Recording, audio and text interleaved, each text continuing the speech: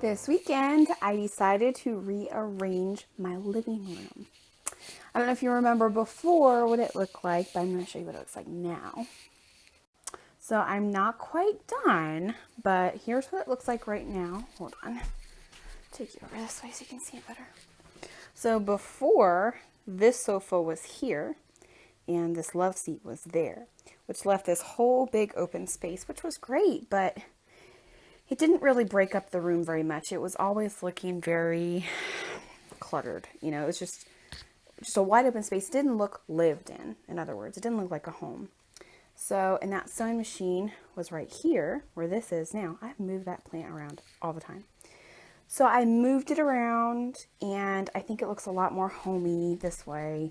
I actually really enjoy it. Like I said, I'm not quite done. There's my mess again. I still got to clean that up this week. But I like it. I think it's really cool. So, all right, we're going to get to today's devotion. So it's Monday, and we are doing our devotional. I'm illuminated by my light that's sitting here in my new rearranged living room.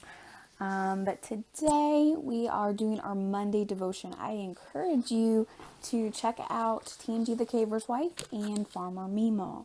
Farmer Meemaw has been doing videos all week long. So you got some catching up to do on her if you haven't already. I like this light. I'm going to turn this off. And Tangi has been doing her morning Monday devotion. And then Tangi had a really good video over the weekend. It wasn't her cleanup, but it was... there we go. But it was an inspiring video about homemaking. And that homemaking isn't just about cleaning. It's about making your home a home. And I touched a little bit on that. I think it was in the first week cleanup about, homemaking isn't just about cleaning your house. It's about making your home a safe and comfortable place for you and your family. And cleaning is just one of those pieces to that puzzle. Making your home looks a lot like Tangi said, having decorations that are you, that is your family, that you connect with. That tells a story about your family. Pictures, decorations, blankets, throws. There are so many different things that tell a story about your family. It might look like warm meals on the table at night, homemade food. It might look like sitting down and being comfortable in your couch while you watch a movie on a movie. There are different ways to make your home a home. So I encourage you to go and watch Tangi's video. But today, in my Monday devotion, I'm going to talk to you about joy. So, if you remember, I think a lot of you have probably already read it, but I actually wrote a blog post last year. It was called The Lost Art of Serving Your Family. And it was really about losing the joy of being a homemaker and serving your family. It's become drudgery. It's become a job for us.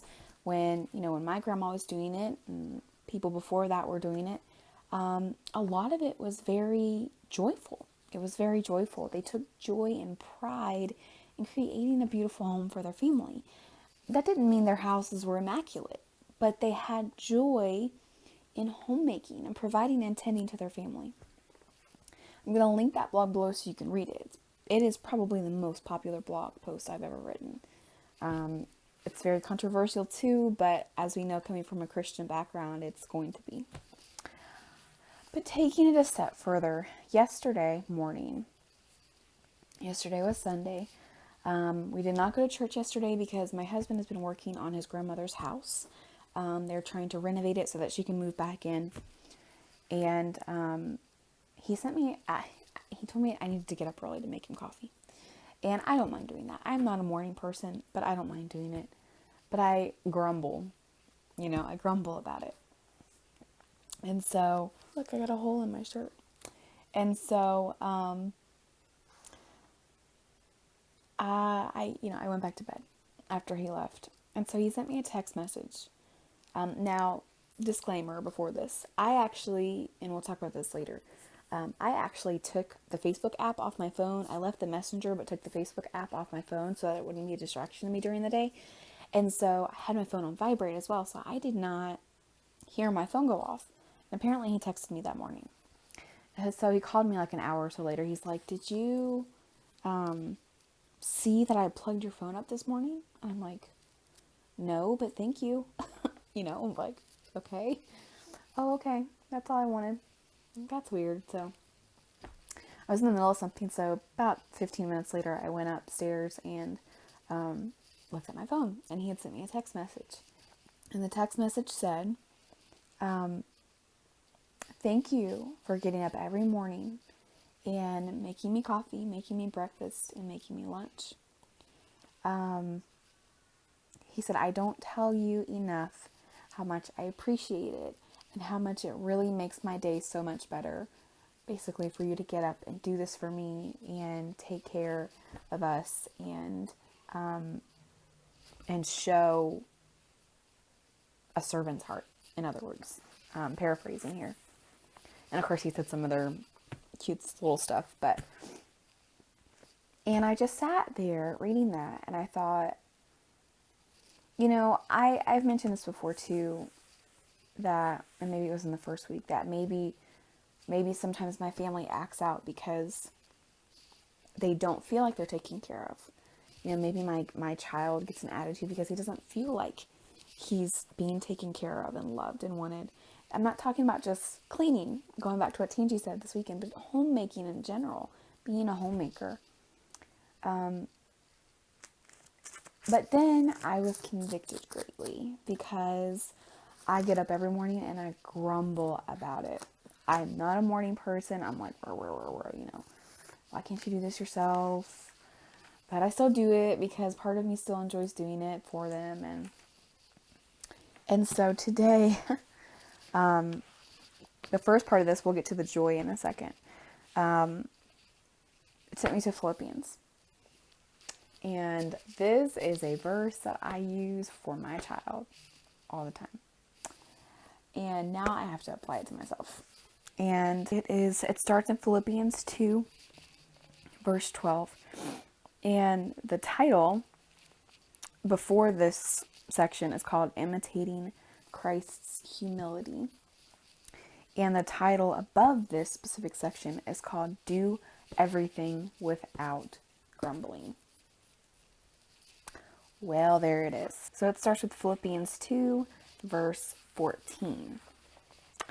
Do everything without grumbling or arguing, so that you may become blameless and pure, children of God without fault in a warped and crooked generation. Then you will shine among them like stars in the skies, as you hold firmly to the word of life. And then I will be able to boast on the day of Christ that I did not run or labor in vain. But even if I am being poured out like a drink offering on the sacrifice and service coming from your faith, I am glad and rejoice with all of you. So you too should be glad and rejoice with me. Obviously, that's easier said than done, to do all things without grumbling or arguing. Another version says do all things without complaining or arguing. And that's something that I thought about when I was reading my husband's text message yesterday morning. I do complain and I do grumble a lot about the homemaking and the housework because I am a generation or so removed from finding joy in my homemaking. And this week, though, I'm going to tell you some stories. Saturday morning, over the weekend, I went to the grocery store.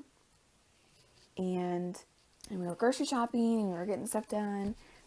It's time to come home. I'm like, I don't want to go home. I was so used to coming home to a disorganized and cluttered house that I had that feeling naturally that I didn't want to go home. But when I got home and a lot of the clutter was still gone and a lot of my house was still very clean, I walked in the door and it was like, I like being home. I'm home. This is good. I'm okay. And it hit me again, like conviction everywhere. It hit me. This must be how my husband feels when he walks in the door and he's had a long day at work and he walks in the door to just a disorganized and chaotic house. Because that's how I feel. And that was just going to the grocery store. And so over the weekend, I discovered that these little things that God was showing me, there were other things too, but we're already coming up on the 10-minute mark. These other things that God was showing me, I started just second nature cleaning and picking things up. And Sunday, which was yesterday, I looked at my living room and I said, you know what? I'm going to rearrange my living room. I haven't rearranged my living room in the 8+ years that we've lived here. But it started with an ironing board. We bought a new ironing board. I got rid of that little one y'all saw. It doesn't work. I bought a new one on Saturday at the grocery store. And normally I had been housing it in my pantry. And I was always complaining, there's no room for this in my pantry. But yet I was never doing anything about it. For years, my ironing board has been in my pantry upstairs. And what happens is Mark will take it out to iron his shirt because he does iron his own clothes. And it would take up my whole kitchen. And it hit me on Saturday or Sunday morning. Why don't I just move the ironing board? I have a laundry room. Why isn't my ironing board in my laundry room? And he can go downstairs and take the ironing board out in this big gigantic family room that we have and iron his laundry down there. And that made me start thinking, how many things can I change to make my life and my homemaking simplified? And maybe it doesn't look like decluttering at all. I mean, yes, you have to declutter. But maybe it looks like changing the way your household runs. What? Like, that was like a mind-blown experience for me. I mean, I know that's probably not for a lot of you guys. But if you want to get different results, you can't keep doing the same thing. So it started with the ironing board. I took the ironing board downstairs, put it in the laundry room, bam. Pantry not cluttered with the ironing board. I came in here and I looked at my living room. My living room is small, but it just didn't look lived in. It looked like just very, I didn't like it. And I was always saying, I can't wait till we have a new house so that I can have a different living room. And after the ironing board, I was like, you know what? I can have a different living room. I do need to paint. That's very obvious. But, so I rearranged the living room. Y'all, it was nasty under them couches. Deep cleaning at its worst. But I cleaned it up and I rearranged the living room. And now I don't have as much floor space that I have to constantly mop. The couches cover a lot of the floor space, but the way that I have it, it's so much more cozy. It feels like a living room. Like I just want to sit in here and be in here. It gives the living room a completely different look. And so now I'm thinking, what else can I change? What else can I rearrange and change? And it streamlines my cleaning process. And makes it, I don't know, it's just different. It's changing. And I'm taking joy in it. I'm taking my homemaking by the reins and saying, you know what, this is how it's always been, but I can change that. I can rearrange my living room. I can rearrange a bedroom. I can change a routine. I can move the ironing board downstairs. I can, there are different things that you can do to control your household in a different way. And in return, it might make your homemaking a little bit easier to deal with.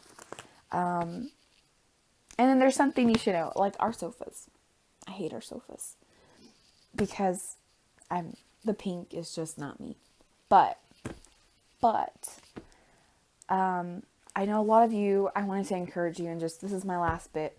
A lot of the furniture, almost all of the furniture in our house has either been free or it has been secondhand, meaning we bought it from someone else who owned it partially, basically looking brand new, but we got it for a really, really, really, really steep discount. Because we have dogs and we have a child. And when our child is older, then we'll consider, maybe even sooner rather than later, we'll consider getting a nicer furniture set. But his bed is hand-me-down. Our bed, we bought our bed frame when we first got married. And that was 11 years ago. And it looks rough, but it is what it is. Our mattresses we have changed out. We've bought a new mattress. I ain't buying nobody else's mattress. That's nasty. But, I used to get discouraged because I'd say, well, if we just had different furniture. Yet not realizing how much money we were saving in the long run by not going out and buying a $2,000 furniture set and having the dogs pee on it when they were puppies, or having their nails scratch it all up and then having to replace it in 5 years. You know what I mean? So I wanted to encourage you, if you're kind of in that same situation too. You're like, well, my house would look different if I had better furniture. That's not always the case. I make these pink couches work. A lot of people like them. And I will admit they kind of go with the Southern charm look that I'm kind of going for. But don't get discouraged just because your furniture is not up to your par. But anyhow, so that is it for me today. Please check out Tangi the Caver's Wife and Farmer Meemaw. I'm not sure if they'll have devotions up today, but probably. Farmer Meemaw's putting up videos like almost every day. So, and I will be really focusing on those totes you keep seeing, the blue ones. They're going. I don't know where they're going, but they're getting out of my house. And I'm really going to be focusing on finishing my upstairs this week. It is week 3. And then heading down into the basement. So I hope you guys are enjoying this series. If you haven't yet subscribed, please do. And don't forget to check out the playlist of the other Homestead Homemaker videos. And we also have a group on Facebook called Homestead Homemaking. I will link it below so you can find it. Please join us there. We are just a bunch of homemakers trying to do better. We're not perfect. I'm not perfect by any means. So thanks for watching, guys. Hope you have a great day. Happy homesteading and happy homemaking.